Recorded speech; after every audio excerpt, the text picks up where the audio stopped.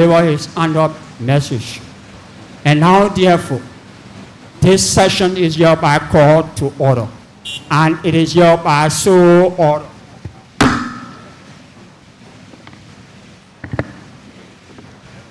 His Excellency Chairman Panko, Vice President of the Republic of Liberia and President of the Liberian Senate, Senator Yombli Kanga Lawrence, President Pro Tem of the Liberian Senate, Honorable Thomas P. Fala, Doyen and Deputy Speaker of the House of Representatives, distinguished ladies and gentlemen, in fulfillment of Article 58 of the Liberian Constitution, we have gathered here for the President of the Republic of Liberia to deliver his annual message. Distinguished colleagues, the Chair will now entertain a motion to convene in the joint legislative section of the 55th Legislature of the Republic of Liberia. Honorable James M. Colette, Representative Electoral District Number 2, Bond County.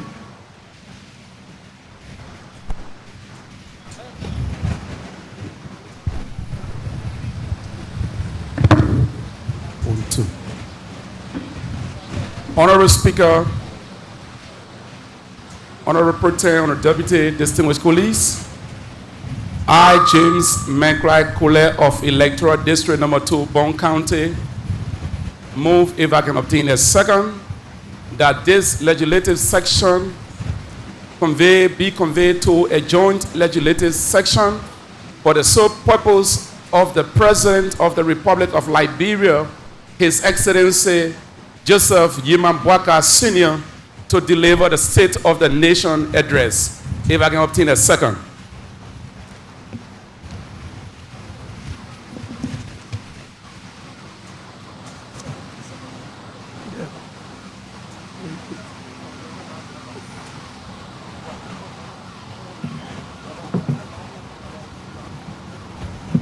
Honorable Taba Vambla of Cape Mark County, Senator. I, Taba Mabane Vapila, Senator Grand Cape Mark County, do hereby second the motion. Distinguished ladies and gentlemen, without restating the motion, are you all ready to vote? All those in favor of making known by saying yea, those against nay, all those abstain, raise your right hand. With the yea having the vote, the motion is hereby carried, and it is hereby so ordered.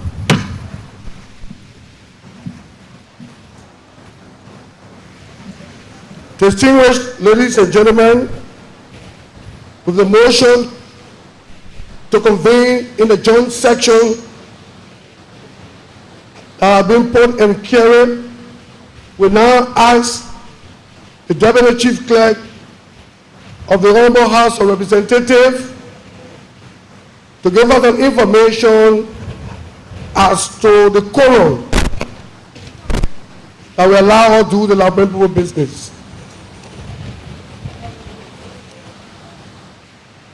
Honorable Richard Namekun, Speaker, House of Representatives and Presiding Officer of this joint sitting, His Excellency Jeremiah Bankun, Vice President of the Republic of Liberia and President of the Liberian Senate, Senator Yombli Kanga Lawrence, President Pro Tempore of the Liberian Senate, Honorable Thomas P. Fala, Deputy Speaker, House of Representatives, distinguished members of the 55th Legislature of the Republic of Liberia, I am honored at this time to announce to you that records from the desk of the Secretary of Senate and mine indicate that there is a quorum for the transaction of business for today, which is for the purpose of receiving the President of the Republic of Liberia, His Excellency Joseph Nyema Boakai Sr., to deliver the State of the Nation address to the Liberian people. Thank you, Honorable Speaker. Thank you, Honorable Deputy Chief Clerk. Honorable colleagues, with a report from the Deputy Chief Clerk, that this august body has the requisite quorum to do transaction for today, we have convened in this joint section for the President of Liberia, His Excellency Joseph Nyema Boakai Sr., to deliver his State of the Nation address.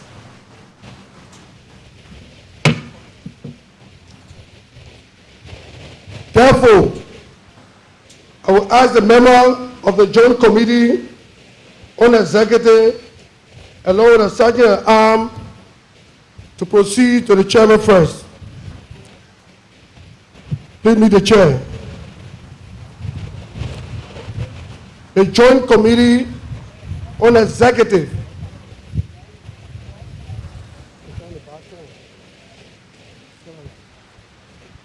Please meet the chair.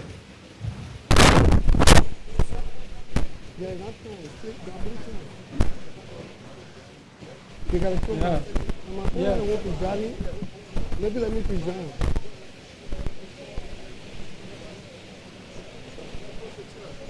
Approach the chair. Go ahead.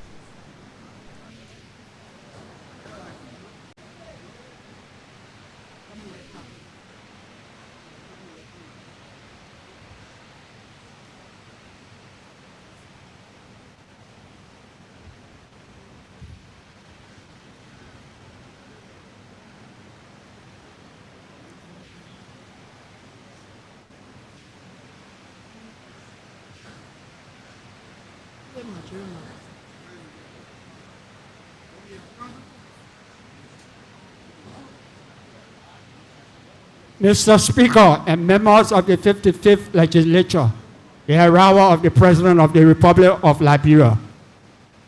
You all rise.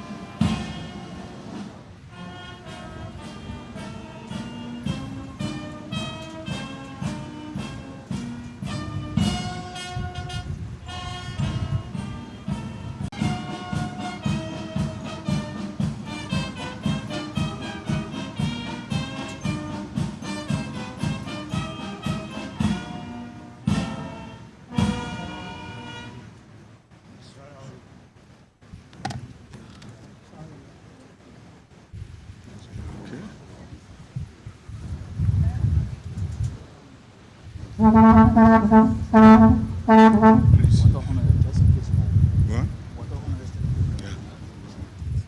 right, please have a seat.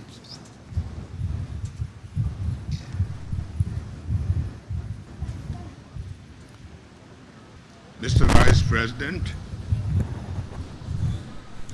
Mr. Speaker, members of the House of Representatives, Madam Pro Tempore, members of the Senate, Associate Justices, members of the Judiciary, Madam Katumu Bawaka, First Lady of the Republic of Liberia, heads up and officials of political parties, prelates, members of religious organizations, our international and local partners, traditional leaders, chiefs and elders, my fellow Liberians, distinguished ladies and gentlemen. We thank God Almighty, the preserver of our nation, and are grateful for his blessing upon us over the past 12 months and nearly 2 centuries of nationhood. As our world continues to confront vexing challenges, some existential, we must strive for a better and more peaceful, sustainable, and inclusive global community. Please permit me to take this moment to express my profound thanks and heartfelt gratitude to you, the people of Liberia, for your unwavering commitment to the peace and stability of our beloved country. Your dedication to keeping the peace reflects our conviction that progress must be grounded in unity and national solidarity. Mr. Speaker, and the honorable members of the legislature, we're here today in keeping with Article 58 of the Liberian Constitution, which mandates the President to deliver an annual message outlining the legislative agenda, report on the state of the economy and the general affairs of the Republic. A year ago, we addressed the citizens of this Republic through you, following an epoch-defining transition that captivated the democratic world. At that time, we stood within the revered walls of the Capitol building, an enduring symbol of our democracy bestowed upon us by our forebears. Now, a year after the historic transition, we face a moment of truth that our democracy can be threatened by those who oppose the steady progress. However, the fact that we are reporting on our stewardship here today on the grounds of the People's House recently damaged by fire highlights the resilience of the Liberian people. I assure you that the security of the state and the sanctity of our republic, though may be assailed, may be threatened, however, it can never be broken. It will be preserved. No one's personal ambition can ever outweigh the importance of our peace and security. This rescue train is moving, and all those harboring mental reservations to hop on the boat and let us proceed with the business of the Liberian people together. Compatriots, when we assume leadership, we did so with a clear agenda, fully aware that the journey ahead will not be easy. We started with a 100-day plan to implement immediate measures aimed at addressing the people's needs and aspirations, providing relief from years of hardship and uncertainty. Even with limited resources, we made real progress in many areas after the first quarter. We improved public sector accountability and work on the road infrastructure while addressing issues in agriculture, health, education, technology, drug abuse, alongside key legislation. We recognize the immense challenges that lie before us, and though many problems persist, our country stands in a better place today than when we first began. I have dedicated countless hours to the welfare of the Liberian people, and with your unwavering support, we remain optimistic about the future of our promised nation. It is our faith in that promise that drives our vision for progress. Mr. Vice President, Mr. Speaker, Madam Pro Tem, and esteemed members of the 55th Legislature, as we come to fulfill our constitutional duty, I commend each of you for your hard work, particularly in passing 11 legislations, one joint resolution. The passage of the Act authorizing government to spend $41.3 million in February 2024, pending the approval of the budget, demonstrates your commitment to addressing urgent needs and funding development across all sectors. However, we must act swiftly on the outstanding proposals before us: the Presidential Transition Bill, the National Tourism Bill, and the Local Government Bill, among others. We also urge prompt attention to Bank Financial Institutions and Bank Financial Holding Companies Act of 2024 and the new zoning law that will impact the national budget, 6 financing agreements to support economic growth, and 2 bills aimed at improving education and tax system. To empower young people and equip them with the skills necessary to meet national needs, we propose the Liberia Youth Services Program, LYSEP, and the Technical and Vocational Education Training TVET Commission Act of 2024. Looking ahead, I will be submitting new legislative proposals, including the Amended Payment System Act, the Liberia Insurance Regulatory Commission Act, and the Revised Code of Conduct for Public Officials. Additionally, we will propose reforms in the state-owned enterprises through the establishment of State-Owned Enterprise Authority of Liberia, SEAL. These proposals are designed to improve governance, foster growth, promote transparency, and empower our citizens, paving the way for a better future for all. Delays could jeopardize the success of the Arrest Agenda for Inclusive Development, AAID.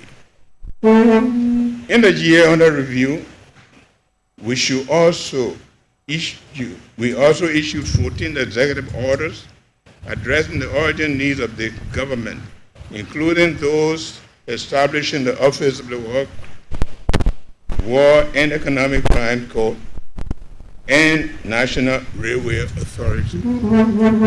Mr. Vice President, Mr. Speaker, Madam President Pro Tem, and members of the 5th Legislature, Article 3 of our Constitution describes our government as a republic with 3 separate and coordinated branches. We must strengthen cooperation and dialogue across all branches of government with transparency and mutual respect. We must work together as partners in governance, united by our common goal of improving the lives of the Liberian people. We must therefore remain focused on the shared goal of progress and prosperity of the Republic. Mr. Vice President, Mr. Speaker, Madam President Pro Tem, esteemed members of the Legislature, allow me to give you some perspective to further understand where we are today. We inherited an economy in steep decline, with Liberians facing unprecedented hardship, including rising unemployment, inflation, and growing inequality. Before our administration, growth slowed to just 4.6%, while inflation surged to a double digit of 10.1%, driven largely by rising food and fuel prices. The current account debt at the time had worsened to 26.4% of the GDP.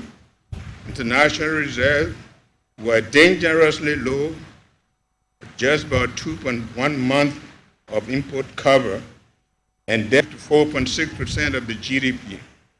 Civil servants were facing extreme hardship due to pay harmonization and delayed salary payments, leaving them vulnerable to payday lenders and informal financial schemes like Susu clubs. We simply did not just recognize these challenges and their impact on our citizens. We took decisive action to increase salaries of health workers, the police, and the teachers. We have taken steps necessary to restore economic stability and have made good progress. In 2024, our economy demonstrated resilience and steady growth with a revised real GDP growth of 5.1%. Key sectors driving the growth include mining, agriculture, fisheries, and services. Strategic investment in infrastructure and energy deployment, supported by international partners such as the World Bank, African Development Bank, the European Union, USAID, further bolstered this expansion. We have managed inflation prudently, reducing it to 7.7% by the end of 2024, down from 10.1% in 2023, thanks to the sound fiscal and monetary policies. We expect inflation to decrease further to 6% in 2025. The country's international reserves have improved to $458.9 million, and the Liberian dollar has appreciated by 4.7% against the US dollar. The General Bank has reduced the monetary policy rate from 20% to 17%, boosting confidence in the financial system. As a result, private sector credits had increased by 9.1%. Efforts to strengthen the financial governance are underway, focusing on reducing operational costs and addressing audit recommendations. Our participation in the IMF Extended Credit Facility as ECF program will help rebuild reserves, strengthen and streamline exemptions. We have also made progress in modernizing financial system, improving access to finance from micro, small, and medium enterprises, and increasing financial inclusion, which now covers 52% of the audit population. Implementing the National Electronic Payment System and transition to cashless economy further demonstrate our commitment to a stable, inclusive, and resilient economy. The insurance sector is also being strengthened with reforms underway to establish an independent insurance commission. The establishment of the Special Economic Zone, domestic and international investors, showcasing Liberia as a land of untapped opportunities. While some key agreements are still pending, I am pleased to report that we are actively negotiating with major multinational. Looking ahead, we anticipate a promising medium-term outlook with expected growth